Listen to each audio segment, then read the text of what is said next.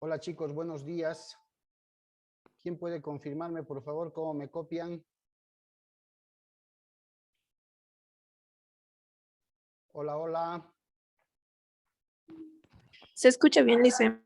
Muchas gracias, muchas gracias. Buen día a todos los que se van conectando. A ver, le daremos un par de segundos.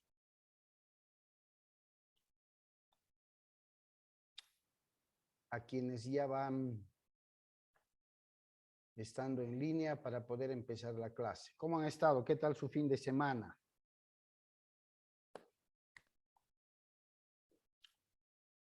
Ajetreados. Ya no hay exámenes. Nos vamos camino al segundo parcial. Por si acaso, chicos, todos los temas están en plataforma. Lo que sí se me ha ido es cargarles la hoja de ejercicio que hemos hecho en clase. Hoy lo voy a cargar ya en las dos carreras, tanto ADMI como ICO. ¿Ok?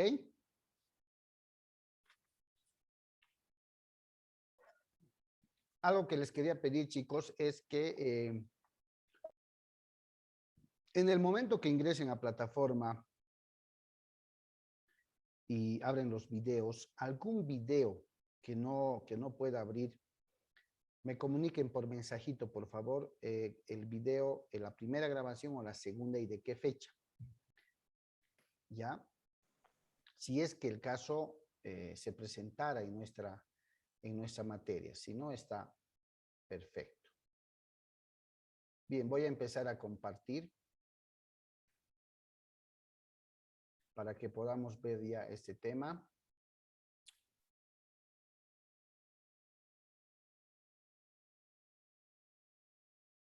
¿Pueden ver la presentación, chicos? Sí, Lisa, se puede ver. Bien. A ver, tenemos 43 mientras se van sumando. A manera de retroalimentación, el día miércoles vamos a compartir un documental. Voy a ver cómo lo divido porque es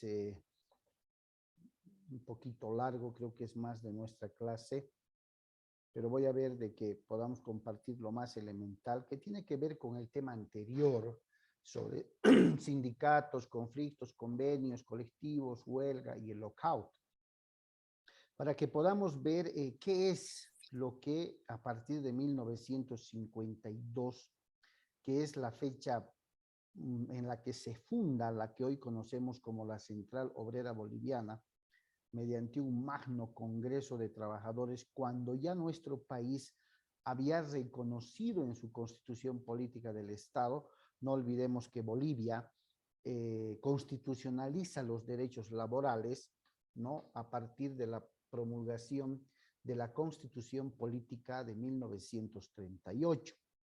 A partir de ahí se van promulgando normas de manera muy continua que va engrosando esa dispersidad de normas que hemos visto en materia laboral, ¿no? ¿Cuál es la comparación que vamos a realizar con el documental? Es la actuación de la parte empleadora, empezando incluso desde el Estado. ¿Cómo asumía el Estado como empleador, lógicamente, ¿no? Los conflictos que ya las organizaciones sindicales generaban. ¿Cómo negociaban? Hemos visto en el dibujito que hemos hecho cómo se negocia un conflicto. Cuando se llega a un acuerdo, se firma un convenio laboral, convenio colectivo, como le quieran llamar, que es ley entre partes, es decir, es de cumplimiento obligatorio, tanto para el empleador como para el trabajador. Existe un convenio emitido por la Organización Internacional del Trabajo, la OIT, que establece, básicamente es el convenio 98, que establece que la parte empleadora, ¿no? La parte empresarial, no puede generar interferencia ni injerencia alguna en temas estrictamente sindicales. Pero al mismo tiempo, también establece que la parte sindical, es decir, los dirigentes sindicales, no pueden, bajo ningún concepto ni motivo, interferir o generar injerencia en la parte administrativa, técnica, económica, financiera, como le quieran llamar. En términos claros, el convenio 98 de la OIT le dice al sindicato, tú no puedes meterte en temas estrictamente que son del empleador. Y tu empleador tampoco puedes meterte en temas estrictamente sindicales que sea de los trabajadores. Entonces genera un límite para cada parte, ¿sí? Lógicamente, en el documental que vamos a ver el día miércoles, van a poder establecer ustedes cuál era la fuerza, el poder, si vale el término, político, laboral, sindical, que la Central Obrera Boliviana tenía en ese entonces. Anticiparé diciendo de que tenía tanta fuerza, tanta influencia o tanto poder, que podía y se daba el lujo de cambiar gobiernos, chicos. La Central Obrera Boliviana tenía siempre una fuerte influencia, una influencia tal que se daba el lujo de cambiar presidentes, chicos. Entonces, imagínense cuál era el poder que tenía esta organización sindical. Generó y creó además una policía sindical, milicias sindicales, ¿no? Ustedes han visto el primer documental que compartimos, La Marcha por la Vida, estaba liderada por los mineros, ¿cierto? Los mineros en ese entonces, a partir de 1940, 50, 52, que se da la revolución agraria, los mineros han sido los cabecillas, los de punta, llamemos así, que han estado luchando por reivindicaciones sociales, a veces justas para ellos, a veces injustas para los empleadores. Y desde esos tiempos remotos es lo que la parte empresarial va reclamando, eso que vimos en el tema 4, si mal no recuerdo, la famosa flexibilización laboral, ¿cierto? Es un clamor al Estado, al gobierno, que el empresario le hace y le dice, así como le das normas a los trabajadores, así como les das todos los privilegios que pueden tener, danos a nosotros que generamos empleo, generamos economía, aportamos, pagamos impuestos. Y de ahí que la flexibilización laboral constituye en buscar el equilibrio normativo, ¿no? Para que esta balanza que se inclina mucho con mayor peso a favor del trabajador, guarde un justo equilibrio. Y ese equilibrio se va buscando a través de la modificación de ciertas normas, a través de la abrogación de ciertas normas, a través de la derogación de una parte de una norma y todo aquello. ¿Ya? Entonces, en el documental vamos a ver esos aspectos que tienen connotaciones económicas, empresariales, laborales, sociales, ¿no? El costo social que ha costado en su momento a las organizaciones sociales o sindicales, pero también a la parte empleadora. El mismo Estado está involucrado como empleador en este tema para poder aterrizar al final en cuál es el cambio que se ha dado con la otrora Central Obrera Boliviana y con la que hoy todavía está vigente en el país. Abismalmente distante, distinto.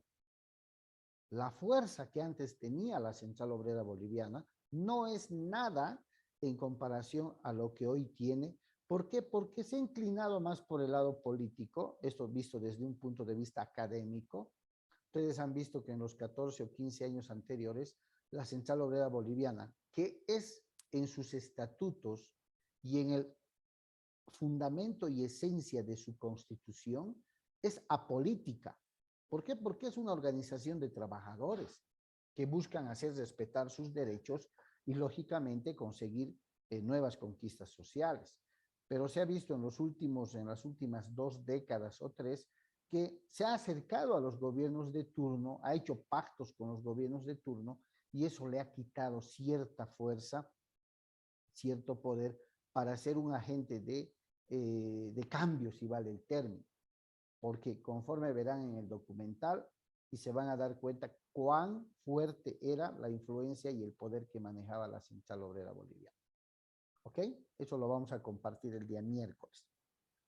Lógicamente, en 1952, 60, 70, hasta el regreso de la democracia en 1982, ¿cierto?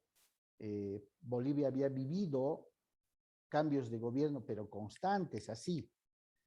Golpes de Estado acá, golpes de Estado allá, 1 año, 6 meses, otro golpe de Estado, una serie de eventos que en el documental se ven.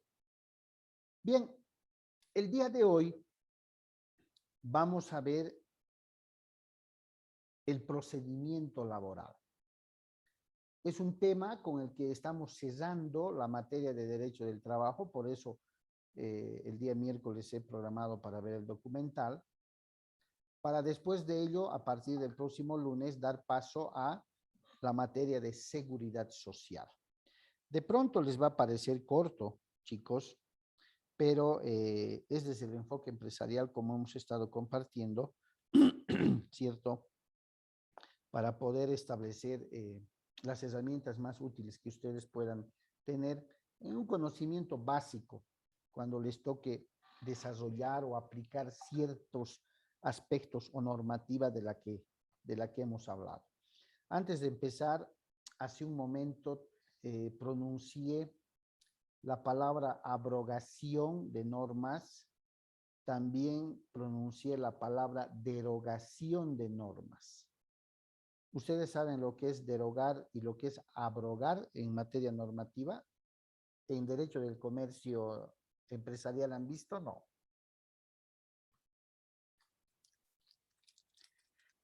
Sin ningún miedo, chicos.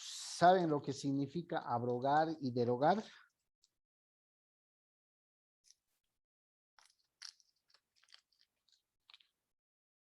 No le hice. ¿No? ¿Alguien sabe? Gracias, Wilder. ¿Alguien sabe o desconocen esos términos? Bien. Para una cultura general. Cuando en una ocasión, a partir de ahora, ustedes escuchen el término, se ha abrogado la norma 1552, por decir, o la ley 1552, o se ha abrogado el decreto supremo 1802, qué sé yo. Abrogar significa dejar sin efecto toda la norma, de su artículo 1 hasta el último artículo, toda la norma en su conjunto. Cuando escuchen, se ha abrogado la ley de aranceles aduaneros 1559, está diciendo que se ha dejado sin efecto total, toda la norma. Ya no se aplicará más esa norma, esa ley que ha sido abrogada. Abrogar quiere decir liquidar todo, dejar sin efecto la integridad de una norma. Pero cuando escuchen el término derogar, ¿ya? Se ha derogado el artículo 15, 16 y 17 de la ley de aduanas. Está hablando de que simple y llanamente se está dejando sin efecto una parte de esa ley de aduanas. ¿Cuál parte? El artículo 15, 16 y 17. ¿Se dan cuenta? Entonces, abrogar, liquidar o dejar sin efecto total la integridad de una norma.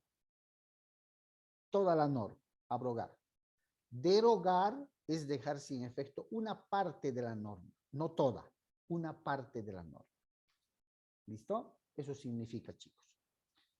Bien, ¿quién podría decirnos más bien a toda la clase qué se entiende por procedimiento? Literalmente, procedimiento. ¿Qué es el procedimiento? ¿Qué significa procedimiento?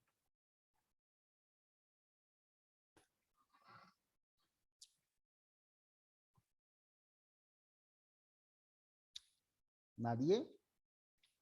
Una secuencia de pasos podría ser, Lizeth. Una secuencia de pasos. ¿Cuál sería la meta? ¿Para qué cumpliría yo esa secuencia de pasos?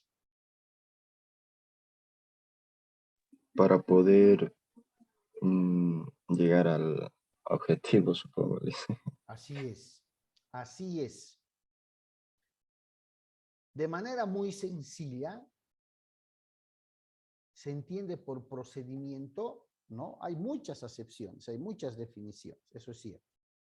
Pero básicamente se entiende como aquel conjunto de pasos, fases, etapas, secuencias, ¿no? Que se realizan para alcanzar un objetivo. ¿Sí? Eso es procedimiento. En todas las ciencias jurídicas, sociales, matemáticas, científicas, por procedimiento se va a entender aquello. Un conjunto de pasos, un conjunto de fases, un conjunto de etapas, secuencialmente ordenados para alcanzar un objetivo. ¿Cierto? Para mejor entender, hasta parece jocoso. A ver, vamos a abusar de la amabilidad y la confianza de Wilder. Wilder, ¿podrías activar tu cámara? ¿Cámara? Sí. O está deshabilitada. Ya. Vamos a hacer un ejemplo con Wilder, para que nos acordemos del ejemplo, por decir, ¿no? Siempre visto desde el punto de vista académico. Ustedes, los doctrinarios, los investigadores, los estudiosos, nos dicen que los seres humanos andamos en constante cumplimiento de toda clase de procedimientos para alcanzar un objetivo. Cumplimos una serie de fases o etapas, gracias Wilder, una serie de fases o etapas para alcanzar un objetivo. ¿Sí? Wilder, con todo respeto, para la clase, para un ejemplo. Si a ti te agrada, te gusta una muchacha, pero no tienes conversación con ella ni amistad, pero quisieras entablar esa conversación, quisieras conocerla, ¿qué es lo que harías primero? Hablarle primero. Hola. Perfecto. Logras la relación amistosa, pero te interesa que sea tu enamorada. Ya hablas con ella. ¿Cuál sería el segundo paso? Invitarle a salir. Perfecto. Y así sucesivamente llegarán seguramente a ser enamorados, ¿cierto? Sí. Los doctrinarios dicen que el ser humano, reitero, vivimos en constante cumplimiento de etapas, fases, secuencias para alcanzar un objetivo. Desde ir a la tienda, desde comprar, si me gusta ropa, si voy al trabajo, si voy al estudio, en el aspecto personal, en el aspecto, absolutamente estamos sujetos a un procedimiento. ¿Ustedes creen que en el trabajo y desde el rol que ustedes van a cumplir en la dirección, gerentando una empresa, van a estar sujetos constantemente a procedimientos o no?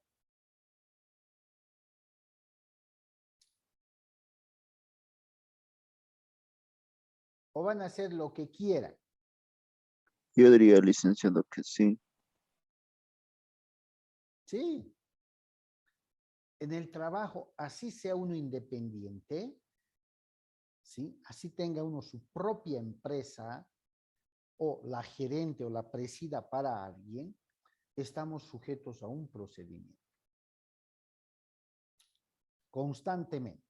Y estamos controlando además esos procedimientos. En materia laboral no es distinto.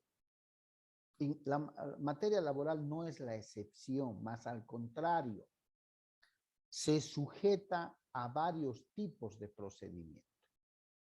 Ustedes ven en la diapositiva, ¿no? Conjunto de fases o etapas llevadas de forma secuencial para alcanzar un objetivo. Les comento que dentro del procedimiento laboral se reconocen tres vías. Tres vías. La vía administrativa, la vía judicial y la vía de los procedimientos especiales. Cada uno con sus distintas y particulares características.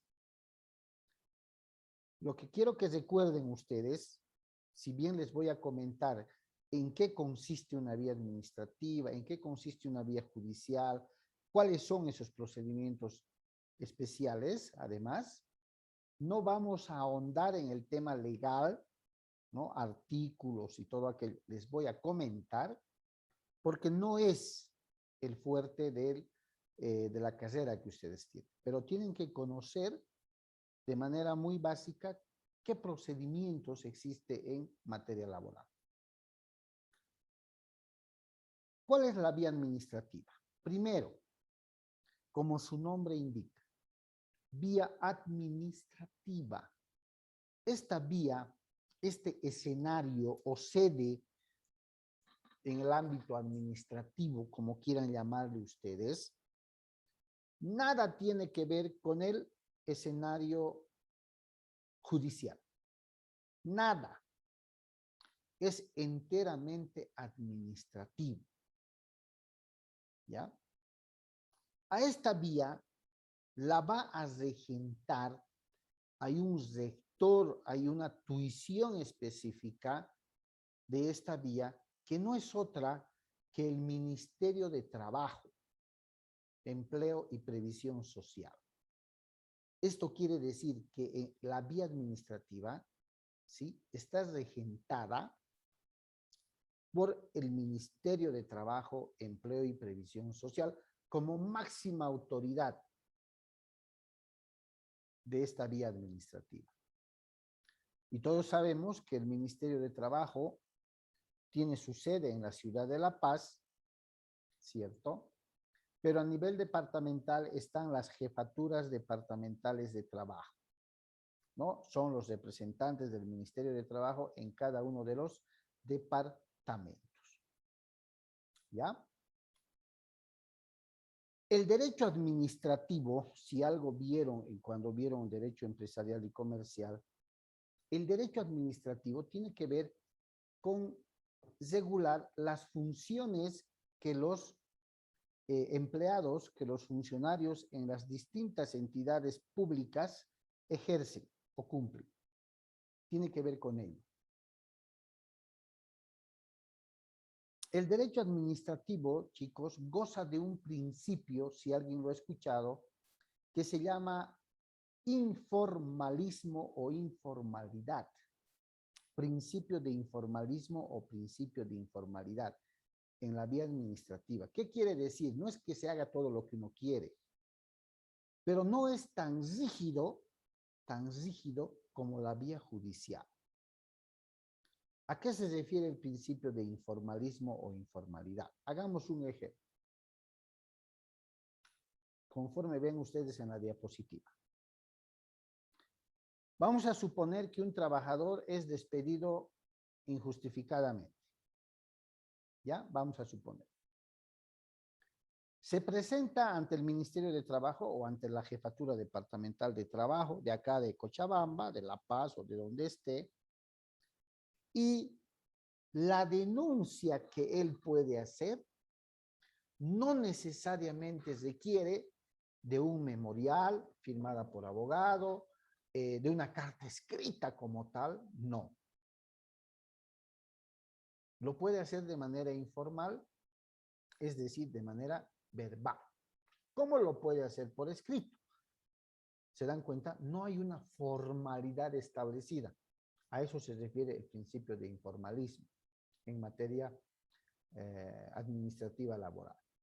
Entonces, él va ante las oficinas de la Jefatura Departamental de Trabajo, hay una sección denuncias, ahí están los inspectores de trabajo, plantea y dice, he sido despedido, aquí está mi memorándum, mire, por favor, quiero volver a mi trabajo o quiero cobrar mis beneficios sociales, dependiendo, ¿ya? En este caso vamos a hablar de que quiere volver a su trabajo. Y lo que hace el inspector de trabajo en el ejercicio de sus funciones es emitir una citación para el empleador o para la empresa. Escucha su denuncia y emite una citación. Les comento que actualmente, y esto que les ayude mucho con alguna experiencia personal, familiar, les comento actualmente que cuando se trata de denuncias por reincorporación laboral debido a un despido injustificado, el Ministerio de Trabajo o la Jefatura de Trabajo emite una sola citación. Una sola. No emiten, ya no emiten ni dos ni tres. Una sola. Cuando se trata de temas de reincorporación laboral debido presuntamente a un despido injustificado. En esa citación, única citación, el Ministerio de Trabajo le convoca al empleador, convoca a la empresa, señalando día y hora de audiencia de conciliación. Le dice que debe presentarse el día 6 de octubre a horas 10 a efectos de responder en la vía administrativa, porque es autoridad administrativa, no es autoridad judicial, que debe responder sobre la denuncia interpuesta por el trabajador. XX. ¿Cierto? El día señalado, la hora señalada, se hace presente el empleador y como experiencia les digo, chicos, si alguna vez dirigiendo una empresa o su propia empresa llegan a pasar por esta situación, les comento que el hecho de no asistir a la audiencia, a la única audiencia que se señala, es un grave indicio de que todo lo que diga el trabajador se va a tomar como cierto. Porque la audiencia no se va a suspender. La audiencia de conciliación no se va a suspender. ¿Ya? Va a continuar en rebeldía, es decir, en ausencia de la empresa. Entonces, no es un muy buen consejo no ir a temas de reincorporación laboral. Perfecto. El día y hora señalado para la audiencia de conciliación, el inspector que va a dirigir la audiencia básicamente hace estos actuados. Va a llenar un libro de actas con todo lo que las partes manifiesten, le va a dar la palabra al trabajador para que de manera muy resumida diga desde cuándo trabaja, cuál es el cargo que cumple, cuál es su salario, cuál es su horario, qué es lo que ha pasado y qué es lo que está pidiendo. Entonces, el trabajador brinda esos detalles y el empleador, lógicamente, que está a su lado, escucha los fundamentos de la denuncia del trabajador. A esta clase de audiencias, al ser administrativas, conciliatorias, no están las partes obligadas a ir con abogados. Pueden hacerlo con abogados o pueden estar sin abogados. Pero lógicamente se aconseja siempre que por parte de la empresa esté el asesor legal, quien es el poseedor de varios conocimientos legales para poder defender los intereses de la empresa. El trabajador puede llevar o no puede llevar su abogado, no hay problema. Entonces, una vez que el trabajador emite la denuncia, el inspector asignado al caso le da la palabra al empleador y le dice, ha escuchado lo que manifiesta el trabajador, qué es lo que tiene que decir, aclarar o explicar. Entonces el empleador, ya sea por sí mismo o por medio de su abogado, empieza a expresar los fundamentos, no solo de hecho, sino también los fundamentos legales, para poder explicar el por qué se ha despedido al trabajador. No olviden que en materia laboral, la carga de la prueba, es decir, la obligación de probar en materia laboral, la tiene el empleador, no el trabajador. el empleador tiene que desvirtuar, tiene que destruir la denuncia del trabajador, peor si esta fuera falsa o inventada, ¿ya? Entonces, debe presentar todo el descargo documental. Se lo ha despedido por esto, por esto, por esto, aquí está, se le ha dado la oportunidad, se le ha hecho un debido proceso y aún así le hemos ofrecido pagar todos los beneficios sociales, o sea, todos los argumentos que considere pertinentes. Cuando no hay conciliación, ¿no? Cuando el empleador de pronto dice, ah, bueno, no hay problema, que vuelva a trabajar. Si así fuese, ahí acaba todo.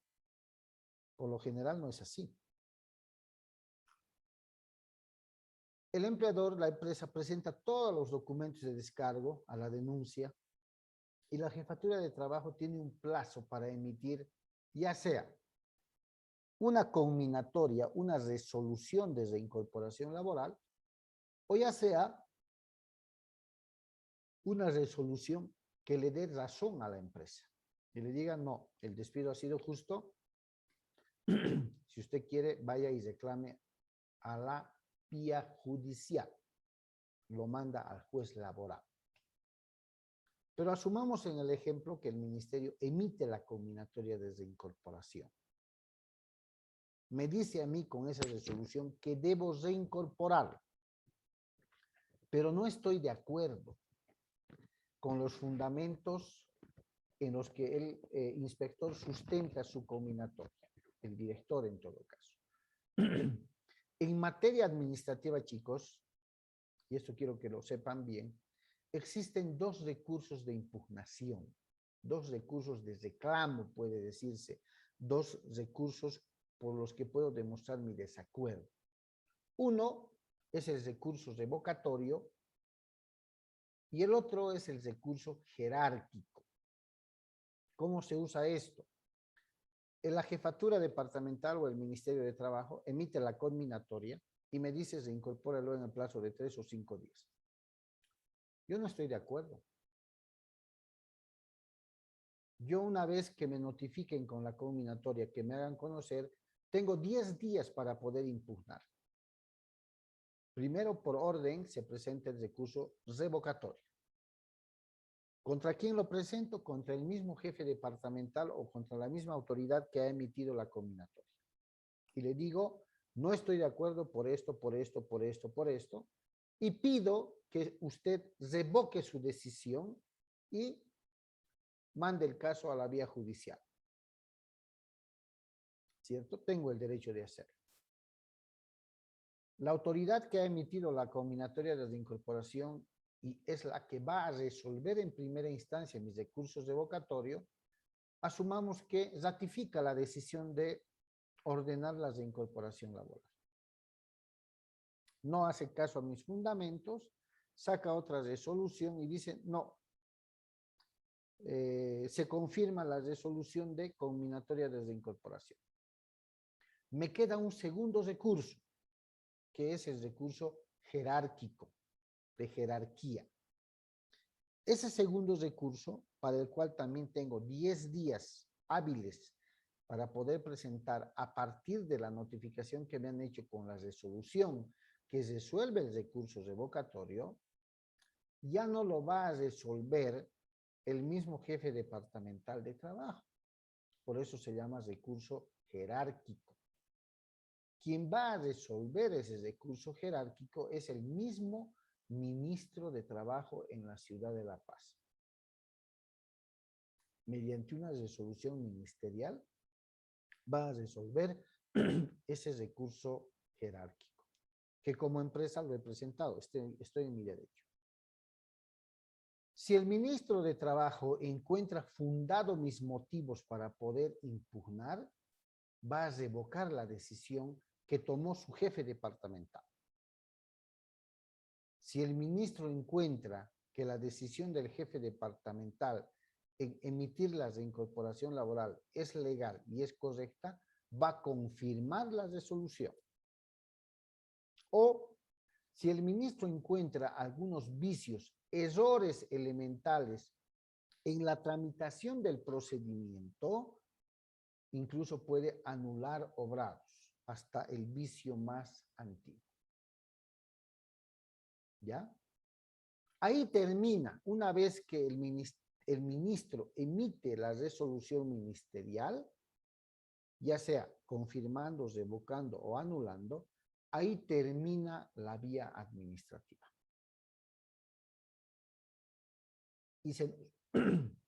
Y dependiendo del resultado, se nos puede abrir otra vía. Pero ahí termina. Está bien decirles que en la vía administrativa, es decir, en la sede del Ministerio de Trabajo y de sus jefaturas, una vez que se emite la resolución ministerial como resultado del recurso jerárquico planteada por la empresa, ¿no? No existe otro mecanismo que el Ministerio de Trabajo tenga para poder obligarme a cumplir. No hay. Sale, asumamos como ejemplo, se emite la resolución ministerial, confirma la reincorporación laboral, me conminan a cumplir con esa resolución reincorporándole al trabajador, pero el Ministerio de Trabajo no tiene un mecanismo coercitivo, un mecanismo que me obligue. No puede hacerme un embargo, no puede hacerme un secuestro de bienes, no puede sacar mandamiento de apremio, nada. Ahí terminó su papel. Entonces se preguntarán, ¿qué es lo que hace el trabajador? Según la normativa, el trabajador puede acudir a interponer ante el incumplimiento del empresario, del empleador, a la conminatoria de reincorporación. El trabajador puede interponer una acción de amparo constitucional contra la empresa, para que sea un tribunal de garantías constitucionales la que me obligue a cumplir con esa reincorporación laboral. Y si de verdad un tribunal de garantías, mediante una acción de amparo constitucional, me obliga, es decir, le da la razón, no me queda otra que cumplir. Pasa de ser importante este tema, ¿por qué? Porque mientras el trabajador no esté trabajando y esté andando en estos procedimientos y le den toda la razón, aún en una acción de amparo constitucional, el trabajador sigue generando sueldos sin trabajar. Esa es una gran desventaja para la empresa. ¿Ya? Esa es una gran desventaja para la empresa. Entonces, los asesores legales que ustedes tengan como empresarios tendrán que ser muy pulcros al emitir una recomendación de ¿los incorporo o no los incorporo? Pero el ejemplo acá es la vía administrativa. Esa es la vía administrativa. Se hace ante el Ministerio de Trabajo, el ente rector es el ministro de Trabajo, hay un principio de informalidad, como ustedes han visto, no necesariamente exigen que la denuncia sea escrita con firma de abogado, no.